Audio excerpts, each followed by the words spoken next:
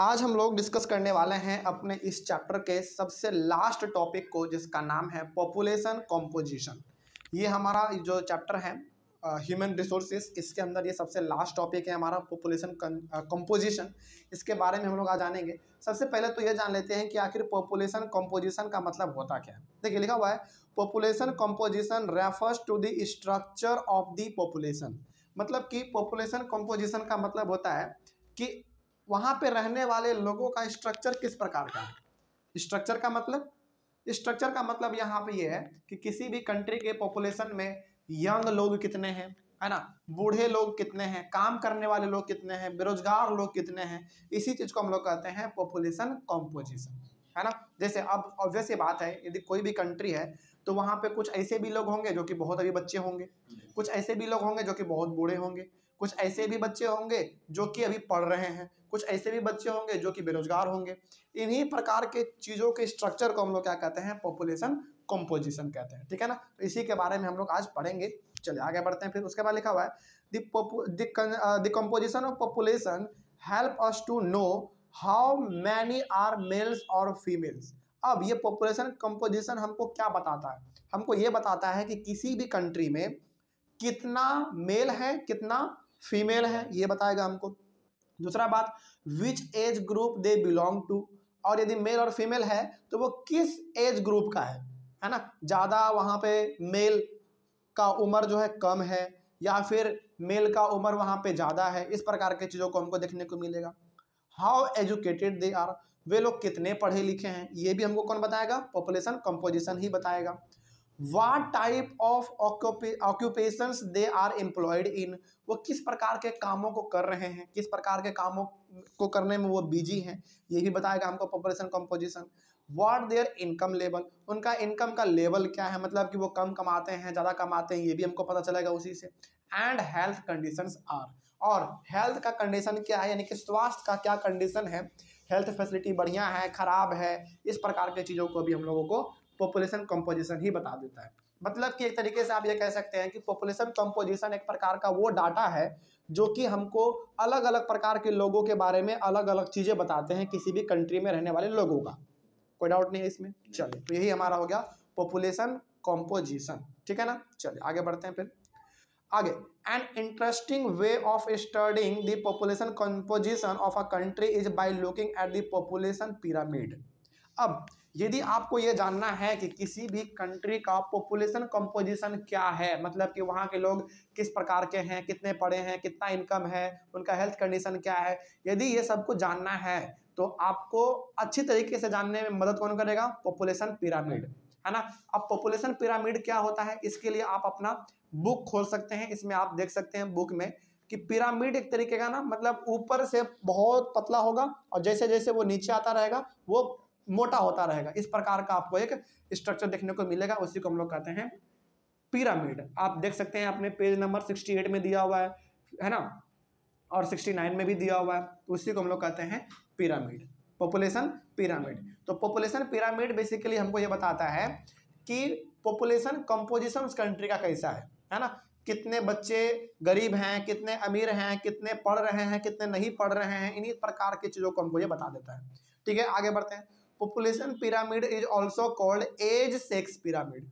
Population pyramid का दूसरा नाम क्या है, एज सेक्स पिरामिड, क्योंकि ये हमको और क्या बताता है, एज के बारे में बताता है, सेक्स के बारे में बताता है। मतलब कि एज का मतलब कितने उम्र के लोग हैं, कितने ज़्यादा उम्र के लोग हैं, कितने कम उम्र के लोग हैं, और सेक्स का मतलब यहाँ पे यह है कि कौन कितने मेल हैं, कितने फीमेल है। तो ये सारा का सारा चीज़ आपको कौन बताएगा, पॉपुलेशन पिरामिड ही बताएगा, है ना। तो इस पिरामिड कैसा होता है आप ऊपर अपने पेज नंबर 68 में देख सकते हैं, ठीक है ना। चलिए आगे बढ़ते हैं। अब हम लोग ये जानते हैं कि आखिर एक पॉपुलेशन पिरामिड क्या क्या शो करता है ना। यदि चलिए पॉपुलेशन पिरामिड जैसा कुछ होता है तो फिर वो क्या शो करेगा, वो क्या बताएगा हमको, चलिए इसके बारे में जान लेते हैं हम लोग। लिखा हुआ है the total population divided into various age groups. अब यहाँ पे किसी भी कंट्री में जब आप पॉपुलेशन कंपोजिशन देखते हैं, मतलब कि वहाँ के लोग किस प्रकार से रहते हैं, क्या खाते हैं, क्या इनकम लेवल है उनका, क्या हेल्थ कंडीशन है, तो उस चीज़ को पता करने के लिए हम लोग सबसे पहले क्या करते हैं, टोटल पॉपुलेशन जो है ना उसको हम लोग एज ग्रुप में बांट देते हैं। मतलब कि जैसे for example 5 to 9 years, 10 to 14 years etcetera. जैसे कि यदि हमको पता करना हो कि भारत में 5 साल से 9 साल के बच्चे कितने हैं, तो हम लोग क्या करेंगे, उसका ग्रुप अलग बना देंगे, है ना, कैटेगरी उसको अलग कर देंगे हम लोग। यदि हम जानना चाहें कि 10 साल से 14 साल के कितने बच्चे हैं, उसका हम लोग क्या कर देंगे, ग्रुपिंग अलग कर देंगे, तो हमको पता चल जाएगा, है ना। तो यही बेसिकली हम लोग करते हैं पॉपुलेशन पिरामिड में, कि अलग अलग ग्रुप बना देते हैं एज ग्रुप का, है ना। जैसे 60 से 70 के बीच कितने लोग हैं, 70 से 80 के बीच कितने लोग हैं। तो यहाँ से हम लोग क्या जान पाएंगे, हम लोग ये जान पाएंगे कि अच्छा 70 से 80 के बीच में 1 लाख लोग हैं भारत में, आसानी से पता चल जाएगा हमको, है ना। यदि ऐसे हम पता करने लगे, अभी भारत का पॉपुलेशन लगभग 140 करोड़ है, यदि हम इसमें खोजने लगे कि भारत में टोटल बूढ़े लोग कितने हैं जिसका उम्र 70 से 80 साल के बीच में है, तो नहीं खोज पाएंगे, बहुत टाइम लग जाएगा। लेकिन जब गवर्नमेंट एक पिरामिड बना दे, एक स्ट्रक्चर बना दे, उसको खोज के डाटा तैयार करके, तो हम लोग इजीली बता पाएंगे कि 60 से 70 साल या फिर 70 साल से 80 साल के बीच में इतने सारे बूढ़े लोग हैं यहाँ पे, ठीक है ना। आगे बढ़ते हैं फिर। The percentage of the total population divided into mails and females. अब यदि आपको यह जानना हो कि भारत में या फिर किसी भी कंट्री में कितने परसेंट मेल है और कितने परसेंट फीमेल है, तो ये भी कौन बताएगा आपको, पॉपुलेशन पिरामिड ही बताएगा। तो पॉपुलेशन पिरामिड में ये इंडिकेट कर दिया जाता है कि इतने परसेंट मेल हैं और इतने परसेंट फीमेल है, ठीक है ना। ये सबका सब चीज यही आपको पिरामिड बता देगा। उसके बाद the shape of the population pyramid tells the story of people living in that particular country. तो ये जो पिरामिड का शेप है, जैसे कि ऊपर में पतला, फिर नीचे जैसे आप आते रहेंगे वो चौड़ा होता रहेगा, तो इस प्रकार का पिरामिड का शेप आपको क्या बताता है, ये बताता है कि वहाँ के रहने वाले लोगों का कहानी किस प्रकार से है। कहानी का मतलब यहाँ पे कोई चुटकुला नहीं, कहानी का मतलब यहाँ पे है कि कितने लोग बूढ़े हैं, कितने लोग जवान हैं, मेल कितने हैं, फीमेल कितने हैं, पढ़े लोग कितने हैं, ना पढ़े लोग कितने हैं। तो यही सब चीज़ हमको एक तरीके से कहानी के रूप में बता देता है पॉपुलेशन पिरामिड, ठीक है ना। तो अच्छा, यहाँ पे ना बेसिकली आप क्या देख रहे हैं, आप ये देख रहे हैं कि एक पूरा का पूरा जायजा जो है ना किसी भी कंट्री के लोगों का, वो अकेला पॉपुलेशन पिरामिड बता देता है। अच्छा, अब सवाल यहाँ पे ये है, क्या एक अकेला पॉपुलेशन पिरामिड सारा कुछ बता देगा? नहीं, हर एक चीज़ों को पता करने के लिए आपको अलग अलग पिरामिड बनाना पड़ेगा। जैसे मान लीजिए कि यदि आपको यह पता करना हो कि भारत में मेल कितने हैं, फीमेल कितने हैं, तो इन दोनों चीज़ को आप एक पिरामिड पे समझा सकते हैं, है ना।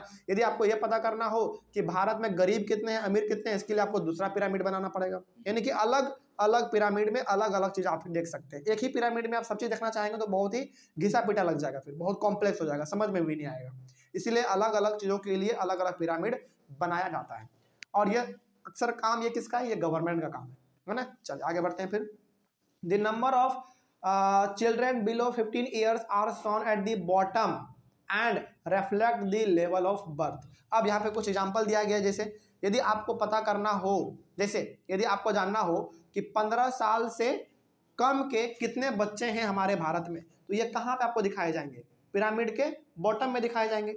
क्योंकि यदि आप पिरामिड को बनाएंगे तो नीचे से ही ऊपर जाएंगे ना, 1 2 3 4 5, तो ये 15 साल से नीचे के बच्चे को यदि आपको पता करना हो कि 15 साल से नीचे कितने बच्चे हैं, तो ऑब्वियस सी बात है ये आपको पिरामिड के बेस में ही मिल जाएगा देखने को। और ये आपको क्या बताएगा, and reflect the level of birth, और आपको ये बताएगा कि यहाँ पे बर्थ का क्या रेट है, मतलब कि लोग ज़्यादा जन्म ले रहे हैं या ज़्यादा मर जा रहे हैं, ये भी चीज़ आपको यहाँ पे बताया जाएगा। जैसे मान लीजिए, सपोज कीजिए कि 1 साल से लेकर, यानी कि 1 साल से लेकर 15 साल के बच्चे जो है ना, उनका ग्रोथ बहुत ज़्यादा है, तो ऑब्वियस ये बात है पिरामिड का बेस चौड़ा होगा, है ना, ये चीज़ हो जाता है। उसी प्रकार से आपका ये वाला भी है, the size of the top shows the number of aged people above 65 years and reflect the number of death. उसी प्रकार से यदि आप पिरामिड के ऊपर वाले साइज को देखेंगे तो वो क्या हो जाता है, थोड़ा सा पतला हो जाता है। वो क्यों हो रहा है पतला, क्योंकि ऊपर में आपका नंबर क्या ज़्यादा है, ज़्यादा है, इसका मतलब कि बूढ़े लोगों का बात हो रहा है, वहाँ पे ओल्ड पीपल का बात हो रहा है, और ओल्ड पीपल वो भी 65 से ईयर ऊपर का। तो 65 के ऊपर जितने भी लोग होंगे उसमें लगभग बहुत ही कम लोग बचते हैं। इसी वजह से आपका पिरामिड का जो ऊपर वाला साइज होता है वो थोड़ा सा पतला हो जाता है, जो कि ये बताता है कि ज़्यादा लोग यहाँ पे बूढ़े नहीं जीवित हैं, है ना, उनका डेथ हो गया। और and reflect the number of death, और वो आपको नंबर ऑफ डेथ भी बता देगा कि ऑब्वियस ये बात है भाई, जब पिरामिड के ऊपर में साइज उसका छोटा हो गया है, वो चिपक गया है, इसका मतलब कि लोगों का जो उम्र है वो ज़्यादा उम्र वाले लोग अब धीरे धीरे खत्म हो रहे हैं, यानी कि उनका डेथ हो जा रहा है। तो ये चीज़ आपको बता देगा। तो याद रखेगा कि पिरामिड अलग अलग चीज़ों को बताता है और एक पिरामिड में हर चीज़ नहीं बताया जा सकता है, उसके लिए अलग अलग पिरामिड बनाया जाता है। तो ऑब्वियस ये बात है भाई, कम उम्र के बच्चे किस में होंगे, बेस में होंगे, और ज़्यादा उम्र वाले टॉप में होंगे, है ना, क्योंकि हमारा नंबर का गिनती कैसे 0 1 2 3 4 से ही शुरुआत होता है, इसीलिए ऐसा यहाँ पे दिखाया गया है। उसके बाद आगे बढ़ते हैं। The population pyramid also tells how many depends there are in a country, dependents there are in a country. Population pyramid हमको ये भी बताता है कि कितने लोग एक दूसरे पे डिपेंड हैं, कितने लोग एक दूसरे पे डिपेंड नहीं हैं, कितने लोग अपने से अपना काम कर ले रहे हैं, इंडिपेंडेंट है। जैसे फॉर एग्जांपल मान लीजिए अभी आप लोग हैं, तो आप लोग अभी पूरी तरीके से अपने माता पिता पे डिपेंडेंट है ना, लेकिन जो लोग काम करते हैं, जो पैसा अपना कमा रहे हैं, वो लोग डिपेंडेंट किसी पे नहीं है, वो लोग पूरी तरीके से आज़ाद है ना, वो अपना पैसा खुद कमा रहे हैं, खुद खर्च कर रहे हैं। आगे बढ़ते हैं। फिर देखिए लिखा हुआ है there are 2 groups of dependents, that is young dependents aged below 15 years and elderly dependents aged over 65 years. अब देखिए 2 प्रकार के ग्रुप के लोग होते हैं जो कि डिपेंडेंट रहते हैं। जैसे फॉर एग्जांपल पहला डिपेंडेंट का जो यहाँ पे ग्रुप है वो है 15 साल से नीचे का। ऑब्वियस ही बात है 15 साल के नीचे के जो बच्चे होते हैं वो कोई भी अपना काम वाम नहीं करते हैं, वो अपना अभी फिलहाल पढ़ाई पे फोकस्ड रहते हैं। अब पढ़ाई में फोकस्ड हैं तो उनके पढ़ाई का देखभाल, पूरा कॉपी किताब का खर्चा पानी, है ना, ये उनको बुखार हो गया, कुछ भी हो गया, उनका देखभाल कौन करेंगे, उनके माता पिता करेंगे। तो वो 15 साल से नीचे वाले बच्चे अपने माता पिता पे क्या हो गए, डिपेंडेंट हो गए। उसकी प्रकार से दूसरा ग्रुप है हमारा एल्डरली डिपेंडेंट्स, जो कि हमारे 65 साल के ऊपर के लोग होते हैं। जैसे जो लोग बूढ़े हैं, क्या वो काम कर पाते हैं, नहीं कर पाते हैं। मतलब क्या हुआ इसका मतलब ये होगा कि बूढ़े लोग भी अपने बेटे बाल बच्चों पे क्या है, डिपेंडेंट है। तो 2 प्रकार के डिपेंडेंट के लोग यहाँ पे होते हैं हमारे, पहला 15 साल से नीचे और दूसरा 65 ईयर्स या फिर 65 ईयर्स से ऊपर वाले लोग हमारे डिपेंडेंट होते हैं, ठीक है ना, एक दूसरे पे। लेकिन अब सवाल यहाँ पे ये है कि फिर 15 साल से ऊपर और 65 साल से नीचे वाले के लोग कहाँ गए, फिर इनको हम लोग कहते हैं कि ये लोग किसी पे डिपेंडेंट नहीं है, ये लोग पूरी तरीके से अपना काम कर ले रहे हैं, यानी कि ये लोग इंडिपेंडेंट है ना, ऐसा माना जाता है। उसके बाद those of the working age are the economically active. Working age का मतलब यहाँ पे ये है कि जो 16 साल से लेकर 64 ईयर्स तक के हैं, है ना, हालांकि 15 साल से नीचे कौन, डिपेंडेंट, 65 ईयर्स से ऊपर कौन, वो भी डिपेंडेंट, लेकिन जो 16 साल से 64 ईयर्स के बीच का है उसको माना जाता है कि डिपेंडेंट नहीं है, बल्कि वो अपना काम करके अपना पेट अपने से पाल ले रहे हैं, ठीक है ना, उसको हम लोग करते हैं वर्किंग एज, ठीक है ना। चलिए आगे बढ़ते हैं। फिर the population pyramid of a country in which birth and death rates both are high is broad at the base and rapidly narrows towards the top. अब देखिए यहाँ पे ना क्या बात हो रहा है, यहाँ पे ना 2 एग्जाम्पल एक ही साथ लिया गया है, वो है एक पहला डेथ रेट का और दूसरा है एक बर्थ रेट का। अब देखिए जिस कंट्री में बर्थ रेट ज़्यादा होगा उस कंट्री का पिरामिड बेस में ज़्यादा चौड़ा होगा, मोटा होगा, हाँ ज़्यादा चौड़ा होगा। समझिएगा ध्यान से हम क्या कहना चाह रहे हैं, हम यहाँ भी ये कहना चाह रहे हैं जिस कंट्री के बर्थ रेट ज़्यादा होंगे उस कंट्री के पिरामिड का जो बेस है वो थोड़ा सा ज़्यादा चौड़ा होगा, यानी कि फैला हुआ होगा और ऊपर में सांकड़ा होगा। उसी प्रकार से जिस कंट्री का डेथ रेट ज़्यादा होगा उस कंट्री का पिरामिड बेस में फैला हुआ होगा।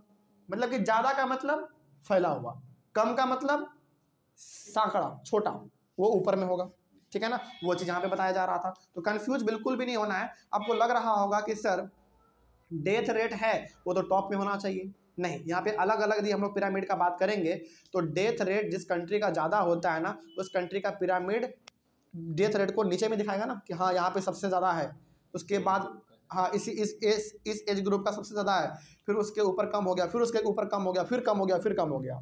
तो जिस भी कंट्री का बर्थ रेट और डेथ रेट ज़्यादा होता है उसको पिरामिड के बेस में दिखाया जाता है, और वो ऑब्वियस ये बात है ज़्यादा है तो फैला हुआ ही रहेगा, चौड़ा रहेगा ज़्यादा, है ना। आगे बढ़ते हैं। फिर उसके बाद in countries where death rates specially amongst the very young are decreasing, मतलब कि जिस कंट्री में डेथ रेट बच्चों का, यंग का मतलब बच्चे जो कि लगभग 15 साल से नीचे के हैं, वो सारे का यहाँ पे बात हो रहा है, जिस कंट्री में डेथ रेट बच्चों का सबसे कम होगा इसका मतलब क्या है, the pyramid is broad. Death rate कम है, इसका मतलब बर्थ रेट ज्यादा है।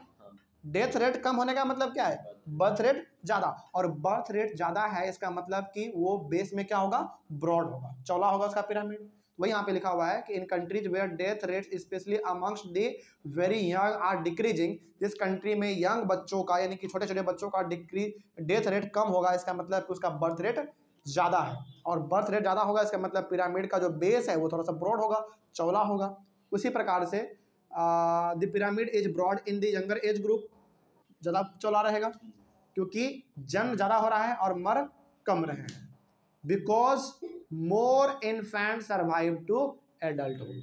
और इसका सीधा सा मतलब ये है कि ज़्यादा बच्चे बच जा रहे हैं, इसका मतलब कि वो एडल्टहुड को टच कर जाएंगे, मतलब कि वो जवान होंगे, फिर अपना काम करेंगे, आगे बढ़ेंगे, है ना, इसका मतलब ये हुआ। Such populations contain a large number of young people and which means a strong and expanding labour force.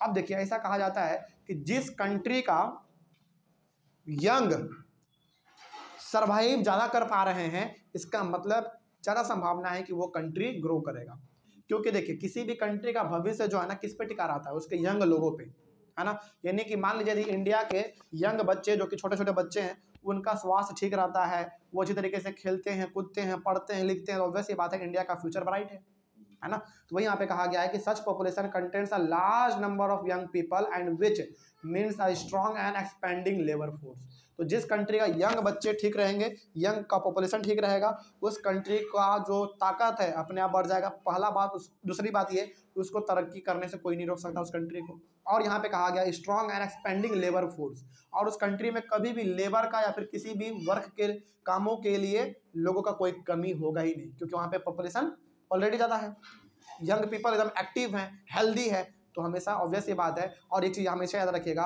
ऐसा बिल्कुल कहा भी जाता है और ये हकीकत भी है कि जिस कंट्री के पॉपुलेशन हेल्दी होंगे, स्वस्थ होंगे, वो कंट्री आगे ग्रो ज़्यादा करेगा। उस मामले में हमारा भारत भी एक है।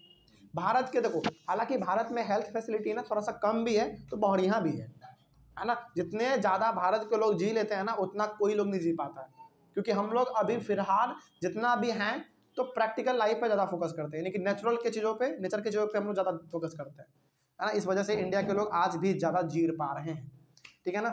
आगे बढ़ते हैं, मतलब कि भारत में आज भी आपको ऐसे लोग मिल जाएंगे हर एक मोहल्ले में लगभग, जिनका कि कम से कम 1-2 मोहल्ले में तो ऐसे मिल ही जाएंगे 1-2 लोग मोहल्ले में जिसका उम्र 100, 101, 102 ऐसे हो रहा हो, मिल ही जाते हैं लगभग, है ना। आगे बढ़ते हैं। Decreased death rates allow numbers of people to reach old age. देखिए कितना साफ लिखा हुआ है लैंग्वेज, एकदम समझिएगा ध्यान से। Decrease death rates allow numbers of people to reach old age. सही बात है भाई, जब डेथ रेट कम है इसका मतलब कि वो सर्वाइव कर पा रहा है, और सर्वाइव करते करते करते करते वो ओल्ड एज तक भी पहुंचेगा। अब जब सर्वाइव ही नहीं कर पाएगा तो वो ओल्ड एज तक कहाँ से पहुंच पाएगा, है ना। तो डेथ रेट कम होने का मतलब यहाँ पे ये है कि ज़्यादा लोग बूढ़े होने वाले हैं आने वाले कुछ सालों में, ठीक है ना। आगे उसके बाद कहा जा रहा है skilled, spirited and hopeful young people are the future of any nation. बिल्कुल सही बात है। जिस कंट्री में स्किल्ड लोग हैं, मतलब कि बहुत हर एक प्रकार के स्किल से वो लोग परिपूर्ण हैं, स्पिरिटेड है, मतलब कि पूरा एकदम शक्ति से भरा हुआ है, एंड होपफुल, मतलब होपफुल का मतलब यहाँ पे वो सपने अपने भी देखते हैं, उनको लगन है, जिद है कुछ करने का, तो यही सारे लोग जो है ना किसी भी कंट्री का फ्यूचर बनते हैं, है ना। मतलब यहाँ पे बेसिकली ये कहा जा रहा है कि लोगों को स्किल्ड होना चाहिए, है ना, मोटिवेटेड होना चाहिए, होपफुल होना चाहिए, तभी जाके किसी भी कंट्री का जो डेवलपमेंट है वो आगे बढ़ पाएगा, ठीक है ना। क्या कभी भी कंट्री का डेवलपमेंट आलसी लोगों से हो पाएगा? नहीं हो पाएगा, कभी नहीं हो पाएगा। इसके बाद we in India are fortunate to have such a resource, और इंडिया इस मामले में बहुत आगे है। इंडिया में लगभग जो है ना जितने भी मतलब यंग पीपल है, जैसे मान लीजिए 100 गो लड़के हैं जो कि 15 साल के हैं, तो 100 गो में से 99 तो नहीं कह सकते हैं, मतलब 90% ऐसे बच्चे होंगे जो कि अपने लाइफ को लेकर पूरी तरीके से मोटिवेटेड होंगे, क्योंकि हर किसी का ड्रीम तो अपना कुछ ना कुछ होता है और हर कोई अपना कुछ ना कुछ कर ही रहा होता है अपने ड्रीम को अचीव करने के लिए। तो इंडिया उसमें से सबसे आगे है।